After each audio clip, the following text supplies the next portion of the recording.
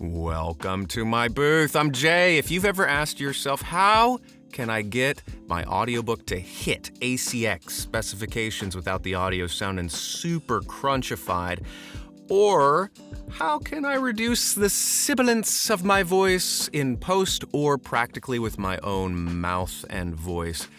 Jesse just asked those questions, and we're going to talk about them. Thanks for asking, Jesse. Before we get to the sample itself and my thoughts on those things, if you'd like me to review your audio just like this, answer questions just like this, there's a form in the description. Send me something. Right now there's about a 2-month waiting period, but you can skip that or accelerate it by joining the Booth Buddies down below. Supports these efforts and gives you priority access. Or there's coaching on my website if you prefer that. Otherwise, thanks for being here, as always. And I don't say this enough, but to the Booth Buddies who are out there, I appreciate you all very, very, very much. Thanks. So, first things first, audio specifications. How can you hit them without the audio sounding crunched? For those of you who don't know, crunched means if you apply a lot of compression, it can sound a little bit distorted, a little bit weird, and just not as smooth or natural in some cases.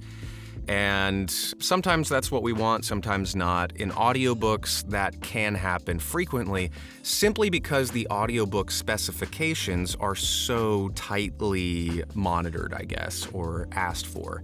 You have to hit a specific range of loudness for a long period of your book.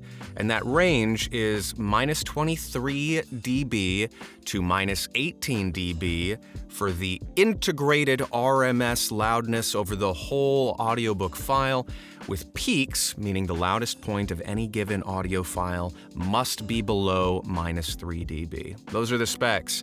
And then, of course, the audio file itself has to be a certain MP3 format, but we don't need to worry about that now because we're talking about loudness.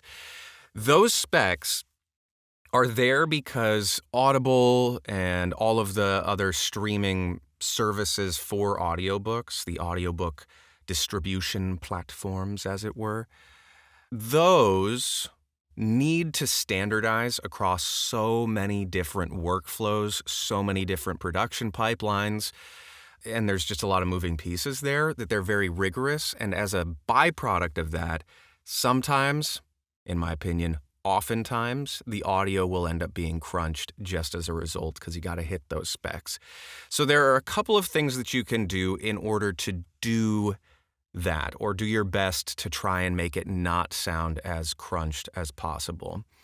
The first thing that you can do is use multiple different types of compressors and limiters. So I have a video on this, and I'll try to remember to link it, but sometimes I'm bad about it. If I forget, let me know, and I'll put it in the notes or something. But if I pull open a couple different types of compressors here, I use these because they're visual, and I like the visual nature of them. But if you don't know how compressors and limiters work, I'll refer you to that video. But one way that you can reduce the load on compressors, which can sort of slowly bring them down to an even playing level, is your first compressor can have a higher ratio, meaning it will be compressing more, but you set it at a higher threshold in order to just hit the peaks of your audio. So if there's a loud moment in the audiobook, this compressor will be designed to pull down that loud moment and bring it more in line with everything else. What this will do after the fact is when we compress and limit later in our signal chain is it will take those loud bits and reduce the workload on the other compressors down the line so that the loud moments don't sound as compressed. We're basically doing it in steps to do it gently. One way you could maybe think about it is if you go into, or maybe stretching would be an interesting way to think about it. If I'm trying to get more flexible and I just bend my legs into the splits on day one, it's going to be pretty painful. It's going to maybe not even work. And my muscles are going to get there's going to be a lot of stress placed on that one instance of doing the splits. But if I do that gradually over time, which would be in this case if I use a couple different compressors, that will help me to eventually gracefully land in the splits. A weird analogy, but it kind of demonstrates what I'm talking about. So you can do multiple compressors. The first one, higher ratio, faster attack, faster release, because we don't want it to be compressing a lot at a high ratio for very long. We just want it to hit those really loud moments, pull those down. And then our second compressor, we can have at a lower threshold, but a gentler ratio. And this will be sort of the standardizing compression over the whole audiobook, as it were. Again, relatively fast attack because we want that for VoiceOver in general, but this one can have a little bit of a slower release in general than the initial compressor. So those are the two compressors. Do not copy paste my numbers here, with the exception of maybe the ratios. The larger, so for loud moments, you can compress at a 5-to-1 up to maybe a 7 to 8-to-1 ratio, and up if you really, really want to go for it, depending on how many peaks and how large the dynamic range is in your performance. And then the second compressor, I like a 2.5 to 3-to-1 compression on the baseline compressor. But everything else, you should probably tune, especially the threshold, to your settings specifically and your audio specifically, because all of that will be dependent upon your performance, your gain levels, your processing that you're doing before this. So there you go. Again, I'll refer you to the compression videos that I will try to link here. I'm trying to remind myself. And then the final thing that you can do is add a limiter. Limiters are less important in this case because, at least in my workflow, reason being, limiters, if my camera gets all jittery, I apologize. I don't know why that's happening. And I'm trying to fix it, and it's really, really irritating. Anyway, limiters in this case, I hold off on simply because with audiobooks specifically in my workflow, I have on the export stage of the audio, I use a loudness standardization method when I'm rendering or exporting my audio files that hits those loudness specs, and there's a built-in limiter there. So I do the limiting at that stage and leave the compressors for this stage. So I don't fiddle with a limiter here just because it may add extra work or add potentially a little bit of extra distortion in my experience. But if you wanted to, you could just throw the limiter on for an audiobook at -3 dB or -3.1 dB, just to have it there for catching things as they go, but I don't really do that here. So once I have those two compressors, I will apply it to my audio, and then I use Reaper for my audiobook pipeline, long form than other things. I know you, Jesse, were saying you use RX, the isotope repair plugin. The reason I don't use Isotope's RX editor for that reason is principally because the RX editor isn't an audio recorder. It's just an editor. So it's good for things like you're using it for, which is in post. If you want to do some fiddling or repair, you can do it there. But because you can't record, I tend to just do everything in Reaper, particularly for long form projects. But I have a video on this as well, on the rendering stage, and specifically how to do it in Reaper. But the key thing is this normalize limit fade. And with this, you can put in exactly what you want for the audiobook specs. So what I was talking about, -23 to -18, and a peak at -3 dB. A lot of jargon coming in on this edition. But I'll set my normalization limit to the lower end of that, which helps not to just crush everything up into that -3 dB peak limiter. And so by normalizing to the lower end of the minus 23 to minus 18 range, it gives me a little bit more headroom and everything doesn't end up as crushed in that instance. So that's one thing that will help to reduce the amount of crunchifying that's going on. So on the rendering stage for Reaper, that's where I do that, in addition to all of the compression and stuff that I was talking about before. In Adobe Audition, you can go over to this loudness tab. It brings all these fancy windows open, and there's this wonderful match loudness setting here with all of these different things. Now, the difficulty here is you have to, for audiobooks, go to RMS values rather than LUFS, which are just two different loudness standardizations. RMS will look at the entirety of the audio file, whereas LUFS has a little bit more, it uses a little bit more granular detail. But if you use the RMS limiter here in Adobe Audition, unfortunately, it doesn't allow you to limit the peaks as well.